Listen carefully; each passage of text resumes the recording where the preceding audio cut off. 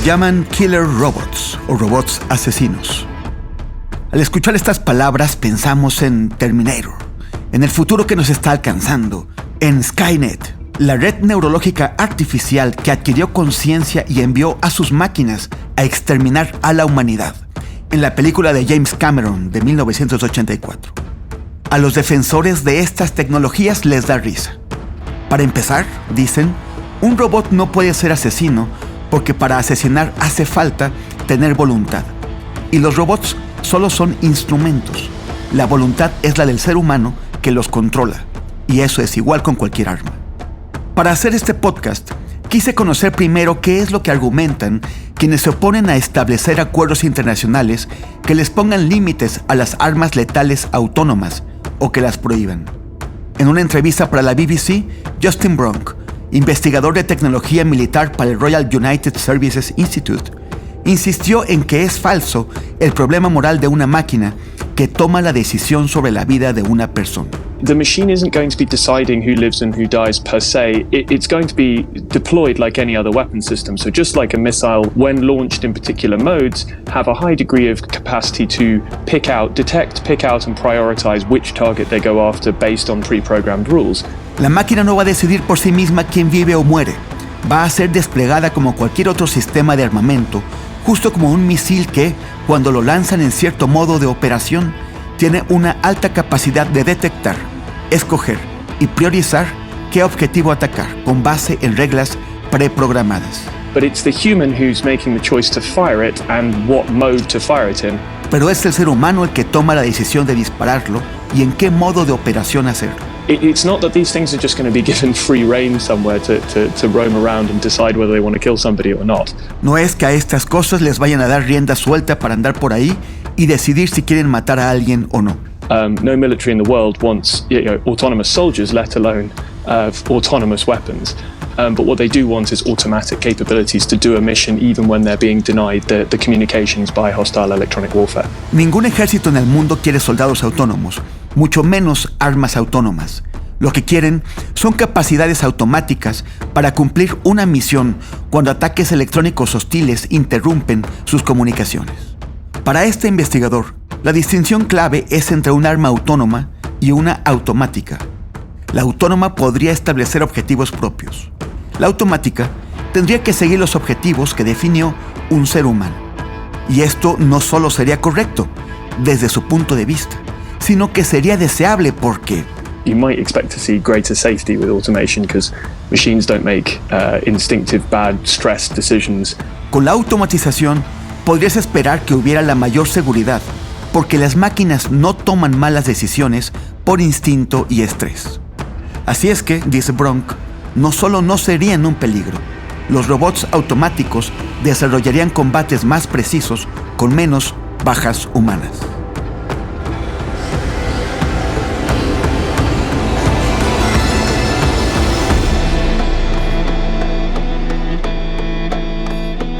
Esta semana nos preguntamos, ¿los robots asesinos de verdad no serían asesinos y facilitarían guerras menos sangrientas y más eficaces? Esto es Choque de Imperios. Cada viernes, tu podcast para entender la historia de hoy y la de mañana. Les habla Temoris Greco, analista internacional.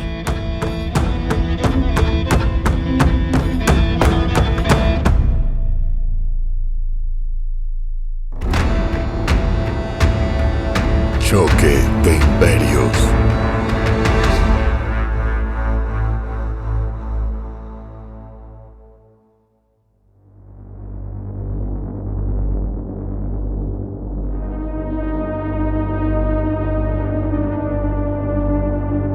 Como periodista de conflicto, tuve la oportunidad de cubrir guerras con intervención de armas operadas a la distancia.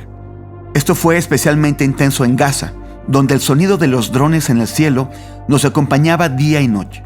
Utilizábamos chalecos blindados azules con las palabras press o prensa bien grandes, con la esperanza de que el recluta de 18 años que estaba haciendo el servicio militar del ejército de Israel a decenas de kilómetros de ahí, con la mano en el joystick y el poder para hacernos polvo con un misil en un instante, pudiera leer en su pantalla el mensaje con claridad y se buscara otro objetivo que destruir. En casos como este, por lo menos, hay un ser humano tomando las decisiones. Pronto, eso ya no será necesario y un algoritmo resolverá si hay que matar o no. Existe un movimiento internacional formado por 180 organizaciones civiles que se llama Campaña para detener a los robots asesinos. Entre los 28 países que la apoyan, 15 son de América Latina, como Argentina, Brasil, Colombia, Chile y México.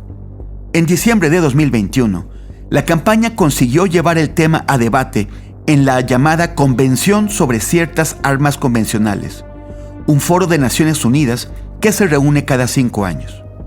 Bonnie Doherty, vocera de la campaña, planteó que la principal obligación de un tratado debería ser mantener un control humano determinante sobre el uso de la fuerza. The overarching obligation of the treaty should be to maintain meaningful human control over the use of force. And it should be a treaty that governs all weapons operating with autonomy. Y que debería ser un tratado que gobierne todas las armas que operen con autonomía. En contra de la posición de China, que propone controlar el empleo de estas armas sin limitar su desarrollo. Doherty replicó: We believe that you need to prohibit development as well as use of these inherently problematic systems, because once things are developed, the genie's out of the bottle.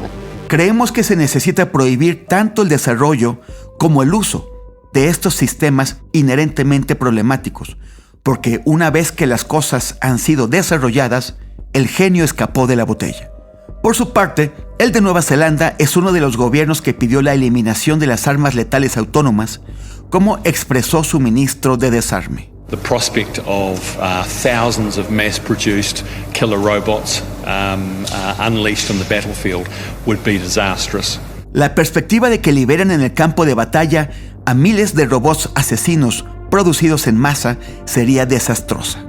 La mayor parte de los países se expresaron a favor de una legislación de cumplimiento obligatorio, pero otros, a lo sumo, podrían aceptar apenas un código de conducta, como explicó Steve Goose, director de la División de Armas de Human Rights Watch.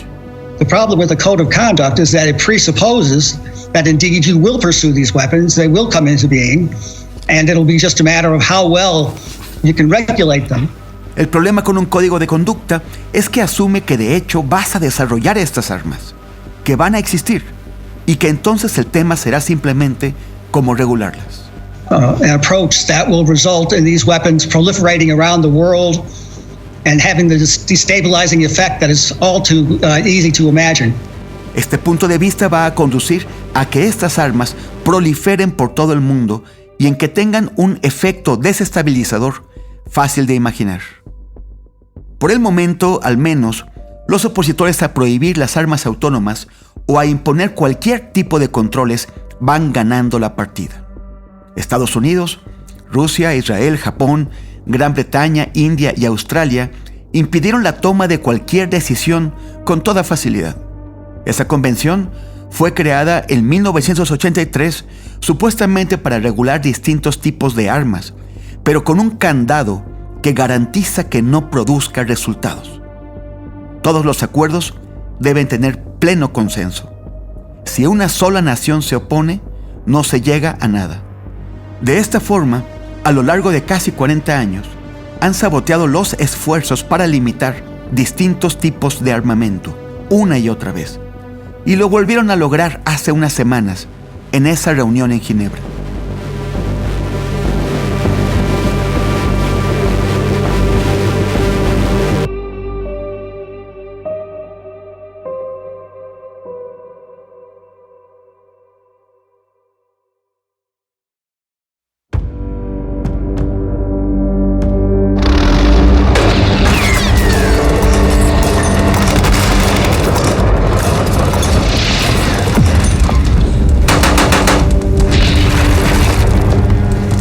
La distinción entre armas autónomas y automáticas es más bien un truco para confundir el debate.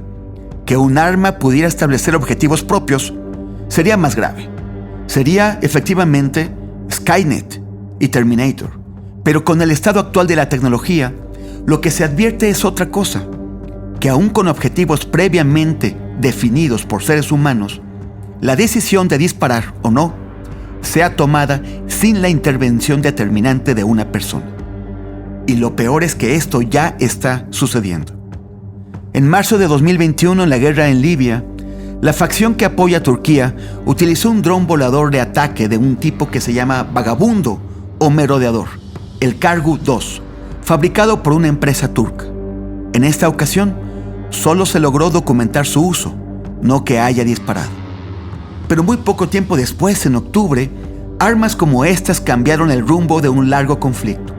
Durante 3 décadas, el país de Azerbaiyán había sido incapaz de resistir frente a Armenia en su disputa por el pequeño territorio de Nagorno-Karabaj. Cuando visité su capital, Stepanakert, en 2009, la gente con la que conversé me expresó su convencimiento de que los azeríes jamás podrían vencer a los armenios. Pero Azerbaiyán se dedicó a comprarle drones a Israel, y esto incluyó varios modelos volantes de ataque del mismo tipo, el vagabundo o merodeador. Un reportaje de la cadena alemana Deutsche Welle logró identificarlos. Once launched, they fly autonomously to a target area, where they can wait or loiter in the sky for hours, scanning for a target, typically air defense systems. Once they find a target, they don't drop a bomb, but fly right into it to destroy it on impact. It's earned them the nickname kamikaze drones. Una vez que los lanzan, vuelan autónomamente a un área objetivo en la que pueden esperar o vagabundear en el cielo durante horas, buscando un objetivo, que típicamente suelen ser sistemas de defensa aérea. Una vez que lo encuentran, no sueltan una bomba, sino que vuelan directo contra el objetivo para destruirlo al impactar sobre él. Eso les ha ganado el apodo de drones kamikazes. El resultado fue que, por primera vez desde 1991, las tropas de Azerbaiyán lograron romper las líneas armenias, recuperar una parte de Nagorno-Karabaj y forzar a sus enemigos a aceptar un armisticio. El Ministerio de Defensa azerí difundió profusamente las imágenes que los robots kamikazes transmitieron en su caída implacable hasta autodestruirse con su inerme objetivo. Los hombres fueron arrasados por las máquinas.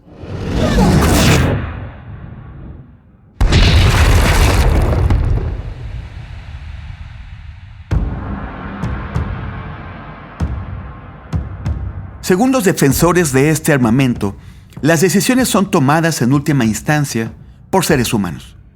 Sin embargo, no es lo que presumen en la publicidad. The manufacturer IAI even markets one of its models with the slogan, "Fire and forget." La mercadotecnia del fabricante israelí incluso lo promueve con el eslogan Fire and Forget, dispara y olvídate. Fire and forget. Just think about that. Already, today, autonomous weapon systems are being used to detect and destroy targets over long distances without human intervention. Dispara y olvídate. Solo piensa eso. Hoy en día, ya, armas autónomas están siendo empleadas para detectar y destruir objetivos a larga distancia sin intervención humana. And this revolution is just getting started, turbocharged by artificial intelligence. Y esta revolución apenas está empezando, turbocargada por inteligencia artificial. Ulrike Franke, una experta en armamento del European Council on Foreign Relations, cree que a falta de tratados internacionales que controlen esta tecnología, en 20 años vamos a tener enjambres de sistemas sin intervención humana. I think what is very likely that in 20 years' time we will have swarms of unmanned systems, not even necessarily just airborne, just drones, can also be ground systems, surface vessels, etc. So different units operating together and carrying out attacks together, which does indeed require quite a high level of AI-enabled autonomy. No solo drones aéreos, también sistemas terrestres, marinos, etc. Distintas unidades operando juntas y llevando a cabo ataques juntas, lo que de hecho requiere un alto nivel de autonomía basada en inteligencia artificial. To fight these systems, you will need these systems, because human beings are simply too slow. Para combatir contra estos sistemas, vas a necesitar estos mismos sistemas, porque los seres humanos somos simplemente demasiado lentos. Podríamos encontrarnos en una situación en la que estos sistemas básicamente reaccionan entre sí, de una forma que no se quiere. We could find ourselves in a situation where these systems basically react to each other in a way that's not wanted. Where in the literature we call this flash wars, where you have an attack, or even just that you think that there is an attack. An autonomous system reacts to that. Another autonomous system by the opponent reacts to that attack, and you kind of have this escalation, potentially very fast. Hence the flash wars, where you basically have an accidental military conflict. Serían flash wars o guerras relámpago, en las que hay un ataque o crees que hay un ataque, un sistema autónomo reacciona, el sistema autónomo del enemigo reacciona y puedes tener una escalada. Ese es el relámpago. Guerras relámpago en las que el conflicto militar es accidental.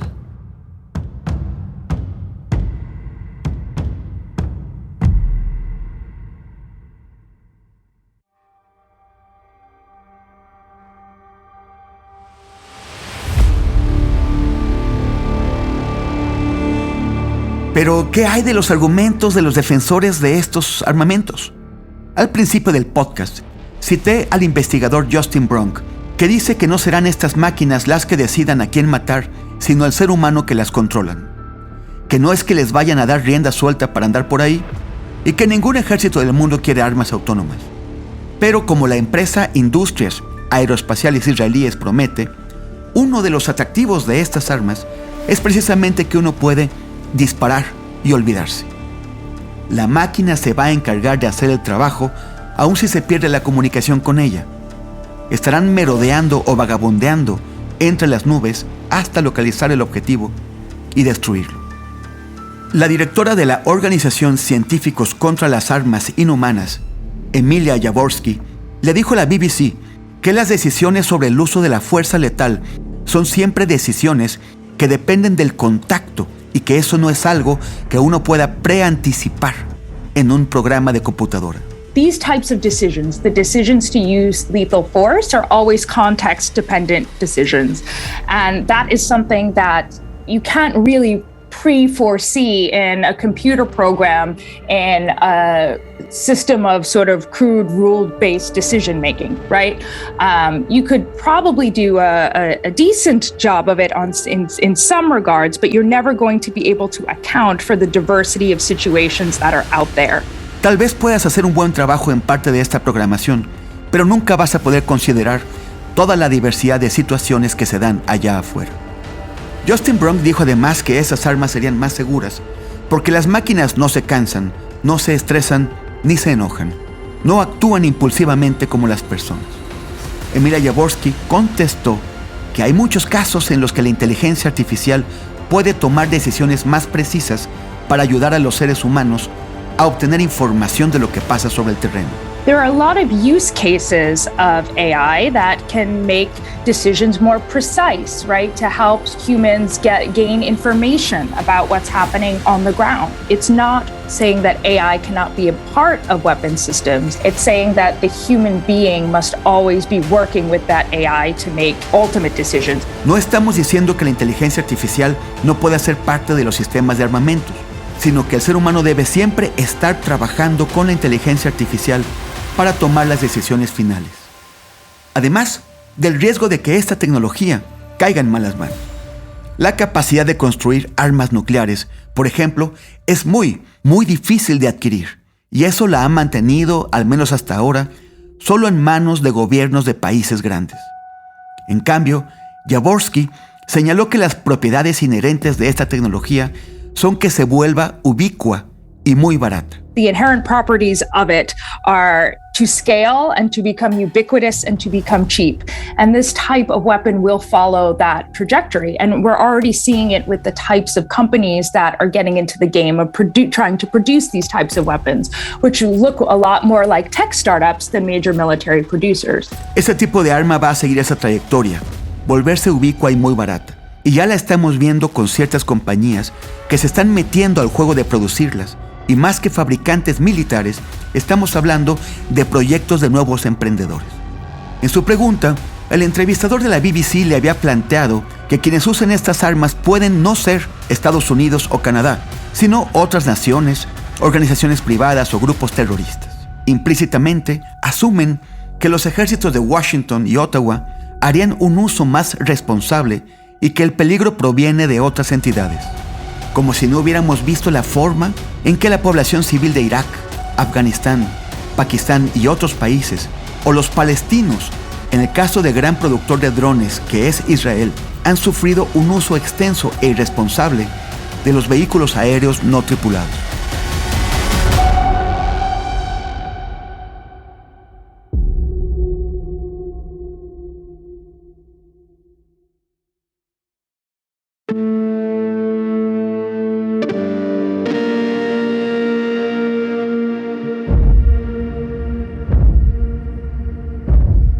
Los que se presentan como realistas dicen que no es posible evitar el uso incontrolado de estas tecnologías, que el futuro está aquí y tratar de detenerlo es tan imposible como estúpido.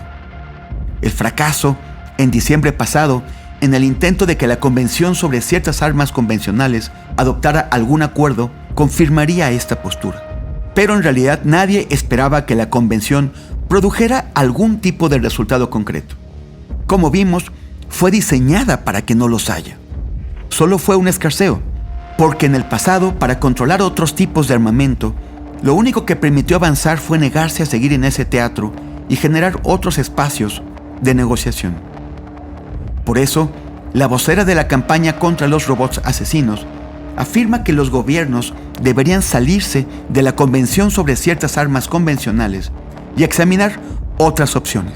They should move outside of the Convention on Conventional Weapons and look at other options. So they could go to the UN General Assembly to negotiate a treaty. They could start an independent process, basically a forum that is not bound by consensus, but is, guided by states that actually are serious about this issue. Podrían ir a la Asamblea General de la ONU a negociar un tratado. Podrían darle inicio a un proceso independiente que no esté limitado por el consenso, sino guiado por países que sí son serios en este asunto. Un ejemplo está en la prohibición de minas antipersonales. Después de que el mecanismo tradicional para variar se estancó, más de 100 países se reunieron en Ottawa, Canadá, y llegaron a un acuerdo por separado. El problema, evidente, es que las grandes potencias, Estados Unidos, Rusia, China y otros países, todavía se rehúsan a sumarse.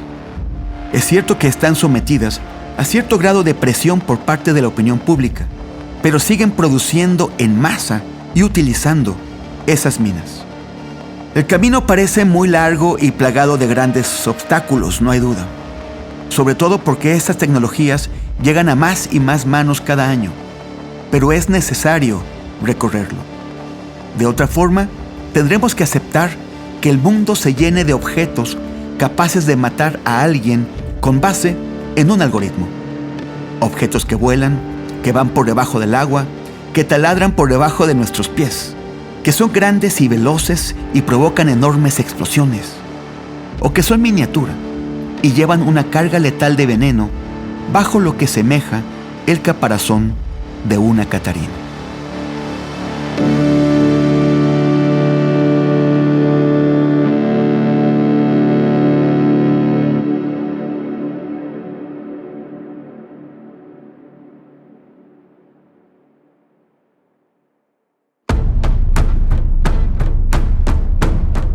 No olvides seguirme en Instagram y Twitter como @Temoris y en facebook.com/Temoris. Muchas gracias. Suscríbete a Choque de Imperios y escúchame en el episodio de cada viernes. Producción original de Audio Centro. Análisis, guión y conducción de Temoris Greco.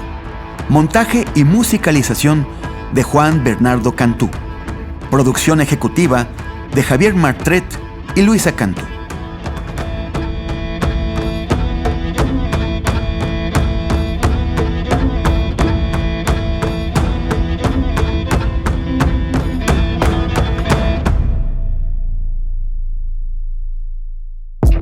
Audio Centro.